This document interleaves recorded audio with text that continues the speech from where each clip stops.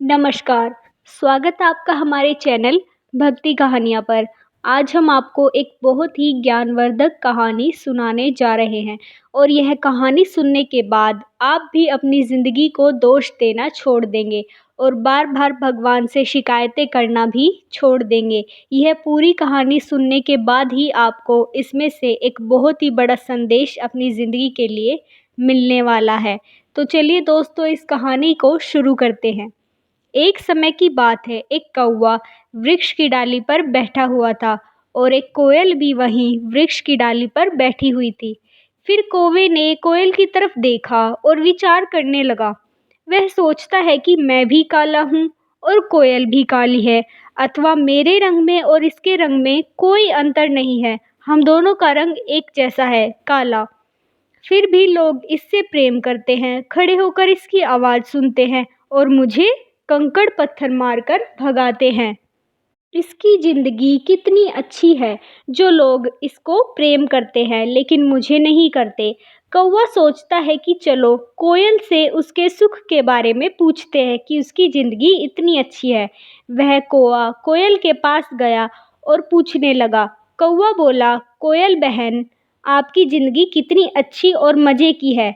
कोयल बोली, क्यों कौवा भैया, आपको मेरी ज़िंदगी कैसे अच्छी लग रही है।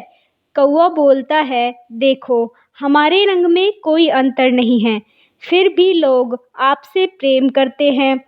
कोयल बोली, वो कैसे। कौवा बोला, देखो, जब आप बोलती हैं तो लोग आपकी मधुर बोली खड़े होकर सुनते हैं और प्रेम मुक्त हो जाते हैं। इससे ये साफ पता चलता है कि आपको अपनी ज़िंदगी से कोई शिकायत नहीं है। लेकिन हमें देखो, जब मैं बोलता हूँ तो लोग मुझसे घृणा करते हैं और लोग हमें कंकड़ पत्थर फेंक कर भगाने लगते हैं। मेरी कोई भी आवाज़ सुनना पसंद नहीं करता। कोयल बहन, भगवान ने हमारे साथ कितनी नाइंसाफ़ी की है। अब तो हमें अपने शरीर से घृणा होने लगी है। काश मैं भी एक कोयल होती तो कितनी मज़े की ज़िंदगी होती। लोग मुझसे भी प्रेम करते और मेरी आवाज़ भी खड़े होकर सुनते और प्रेम मुक्त हो जाते। दोस्तों, कौवे की बात सुनकर कोयल बोली, ठीक है, तुम्हारे साथ भगवान ने नाइंसाफ़ी की है, तो तुम भगवान के पास चले जाओ और उनसे कहो, प्रभु हमें कोयल बना दो। दोस्तों, तभी वह कौवा उड़ता हुआ कैलाश पर्वत पर पहुंच गया और भगवान शिव से कहने लगा, प्रभु हमारे साथ इतनी बड़ी नाइंसाफ़ी क्यों की, जो हमें कौवा बना दिया। लोग हमारी वही बातें घृणा होने लगती। लोग हमारी बोली सुनना पसंद नहीं करते, अथवा मैं जब भी बोलता हूँ तो लोग हमें कंकड़ पत्थर मारकर भगाने लगते हैं। प्रभु हमारे साथ ऐसा क्यों किया। कौवे की बात सुनकर भगवान शिव ने कहा, कौवे परेशान क्यों हो रहे हो, चलो हम तुम्हारे शरीर को बदल देंगे। बताओ तुम क्या बनना चाहते हो। कौवा बोला, प्रभु हमें कोयल बना दो, क्योंकि जब वह बोलती है तो लोग उससे कितना प्रेम करते हैं, उसकी बोली सुनकर प्रेम मुक्त हो जाते हैं।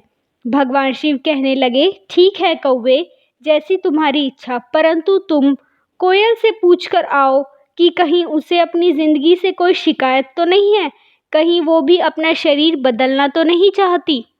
दोस्तों, तभी वह कौवा कोयल के पास पहुंचा और बोला, बहन, आपको अपनी ज़िंदगी से तो कोई शिकायत नहीं होगी, क्योंकि आपकी ज़िंदगी तो अच्छी है।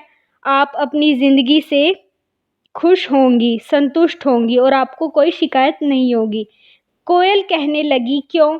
कौवा बोला, मैं भी कोयल बनना चाहता हूँ।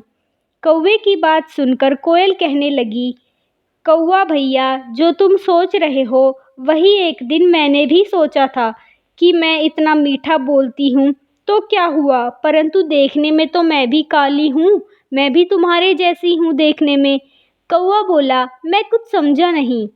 तभी कोयल कहने लगी, हे कौवे भैया, अरे हम लोगों से तो अच्छा हंस है, जिसका रंग सफ़ेद है, जो देखने में भी कितना सुंदर है। कितनी मज़े की उसकी ज़िंदगी है, जो सुंदर से सरोवर में रहता है। दोस्तों, तभी वह कौवा दोबारा शिवजी के पास पहुंचा और बोला, कहने लगा, प्रभु हमें कोयल नहीं हंस बना दीजिए। भगवान शिव बोले, ठीक है, परंतु तुम हंस के पास जाओ और पूछ कर आओ कि कहीं उसे तो अपनी जिंदगी से कोई शिकायत नहीं है, वो अपने शरीर से संतुष्ट है। मित्रों, वह कौवा फिर हंस के पास गया और बोला, हंस भैया, आपकी जिंदगी तो बहुत बढ़िया है। आपका रंग सफेद है, जो देखने में कितना सुंदर लगता है। आप इस सरोवर में रहते हो, जल में तैरते हो, कितने सुंदर लगते हो। आपको तो अपनी जिंदगी से कोई शिकायत नहीं होगी। कौवे की बात सुनकर हंस बोला, अरे कौवा, हमें तो अपनी जिंदगी में शिकायत ही शिकायत है। कौवा बोला, वो कैसे? हंस बोला, देखो ना, भगवान ने हमारा ऐसा रंग बनाया है, बिल्कुल सफ़ेद, मुर्दे के कफन जैसा, जैसे बिल्कुल सफ़ेद बनाया है। और मैं हर समय जल में ही तैरता रहता हूँ, मोती जैसे पत्थरों को खाता रहता हूँ। लोग जल में हमें देखने आते हैं तो मार मार कर हमें उड़ाते हैं और हमारी फ़ोटो खींचने लगते हैं। इससे खराब ज़िंदगी क्या होगी जो हमें हंस बना दिया। अरे हमसे तो अच्छा तोता है, जो फलों वाले वृक्षों पर रहता है और सुंदर रंग का है और अच्छे अच्छे सुंदर सुंदर फल भी खाता है। उसकी ज़िंदगी हम लोगों से कितनी अच्छी है। दोस्तों, हंस की बात सुनकर वह कौवा फिर शंकर जी के पास गया और कहने लगा, प्रभु, अब हमें हंस ना बनाकर एक सुंदर तोता बना दीजिए।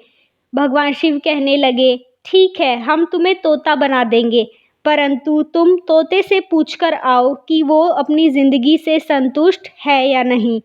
मित्रों, अब वह कौवा तोते के पास पहुंचा और कहने लगा, तोते भैया, आपकी ज़िंदगी कितनी अच्छी है, कितनी सुंदर आपका रंग है, कितने सुंदर सुंदर आप फल खाते हो, देखने में कितने अच्छे लगते हो। आप फलों वाले वृक्षों पर रहते हो और मीठे मीठे फल खाते रहते हो, और आकाश में जब उड़ते हो तो कितने अच्छे लगते हो। इससे साफ जाहिर होता है कि आपकी ज़िंदगी सबसे बढ़िया है।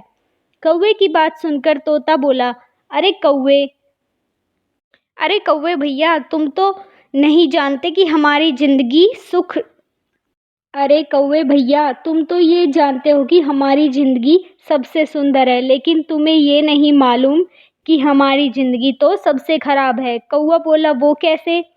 तोता कहने लगा, सुन, तुझे नहीं मालूम, देख, मेरा रंग भगवान ने बिल्कुल हरा बनाया है, और ये और मैं वृक्षों पर रहता हूँ। इस बात को मैं मानता हूँ, लेकिन जब मैं वृक्षों पर बैठता हूँ, जैसे पत्ते का रंग होता है वैसा ही बिल्कुल मेरा रंग है, हरा।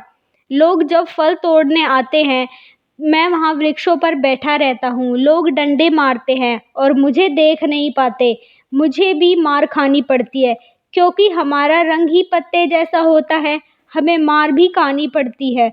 उसके बाद लोग हमें पकड़कर ले जाते हैं और पिंजरे में बंद कर लेते हैं और हमें मिट्ठू मिट्ठू कहकर बुलाते हैं। इससे खराब जिंदगी क्या होगी। अरे हमसे तो अच्छे मोर की जिंदगी है, जो राष्ट्रीय पक्षी है और देखने में कितना सुंदर लगता है। दोस्तों, तोते की बात सुनकर कौवा फिर भगवान शिव के पास गया और बोलने लगा, प्रभु माफ करना, अब हमें तोता ना बनाकर एक मोर बना दीजिए। भगवान शिव बोले, कौवे, ठीक है, हम तुम्हें मोर बना देंगे, लेकिन तुम मोर के पास जाओ और पूछ कर आओ कि वह अपने शरीर से संतुष्ट है या नहीं। उसे तो अपनी ज़िंदगी से कोई शिकायत नहीं है। तोता मोर वह कौवा फिर मोर के पास गया और कहने लगा, मोर भैया, आपकी ज़िंदगी कितनी अच्छी है। मोर बोला, वो कैसे? कौवा बोला, मोर भैया, आप देखने में कितने सुंदर लगते हो, आपके पंख कितने सुंदर हैं, इन पंखों में कई रंगों के रंग भरे हुए हैं, और जब आप नाचते हो तो कितने सुंदर लगते हो। नाचते हो तो लोग आपको देखने लगते हैं, आपकी फ़ोटो खींचते हैं। कितनी अच्छी ज़िंदगी है आपकी। आपको राष्ट्रीय पक्षी का दर्जा भी मिला हुआ है। दोस्तों, कौवे की ये बातें सुनकर तभी मोर कहने लगा, अरे कौवे, क्या पागल हो गए हो? तुम तो हमारी ज़िंदगी अच्छी समझते हो। कौवा बोला, बिल्कुल। तभी मोर बोला, कौवे, तुम्हें नहीं मालूम, हमारी ज़िंदगी तो सबसे ही खराब है। कौवा बोला, वो कैसे भैया? मोर कहने लगा, अरे कौवे, तू जो कह रहा है, हमारी ज़िंदगी अच्छी है, हम देखने में सुंदर लगते हैं, हमारे पंख सुंदर लगते हैं, हमें राष्ट्रीय पक्षी का दर्जा मिला हुआ है। चल वो बात तो ठीक है, हमारे पंख सुंदर लगते हैं, परंतु इन्हीं सुंदर पंखों को देखकर लोग हमारे पीछे भागते हैं, हमारे पंखों को तोड़ना चाहते हैं।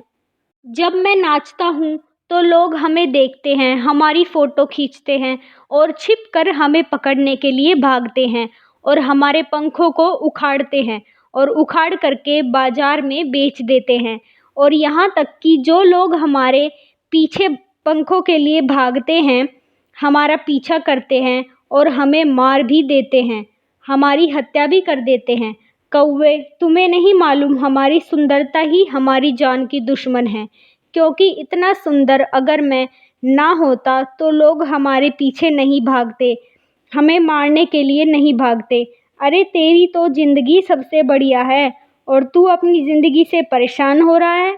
अरे तू देख, तुझे तेरी ज़िंदगी से कोई शिकायत नहीं होनी चाहिए।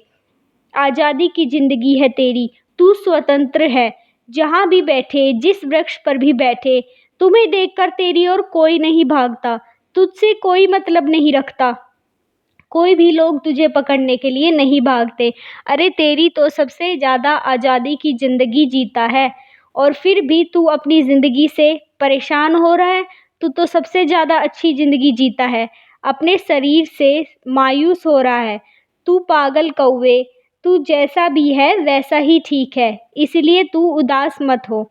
मित्रों, मोर की बातें सुनकर कौवे को सारी बात समझ आ गई और वह समझ गया कि हम अपनी ज़िंदगी से कितना उदास हो रहे थे, लेकिन हमारी ज़िंदगी और हमारा शरीर तो सबसे बढ़िया है। ये विचार करने के बाद कौवे की आंखों में आंसू आ गए और दोस्तों, कौवा प्रसन्न हो गया और उसके बाद वह भगवान शिव के पास गया और कहने लगा, प्रभु हमें माफ़ करना, हम जैसे भी हैं हम अच्छे हैं, हम अपने इसी शरीर में संतुष्ट हैं और इसी में हम हमें रहने दीजिए। अब हम ज़िंदगी में खुश हैं और हमें कौवा ही रहने दीजिए। दोस्तों, भगवान शिव को प्रणाम करने के बाद कौवा वहाँ से चला गया। तो दोस्तों, ये थी आज की कहानी।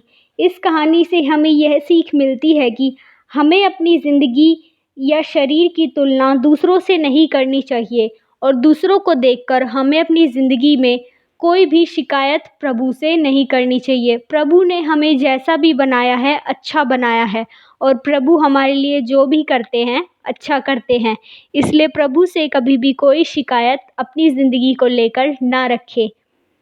तो दोस्तों, कहानी आपको कैसी लगी कमेंट करके ज़रूर बताइएगा। धन्यवाद।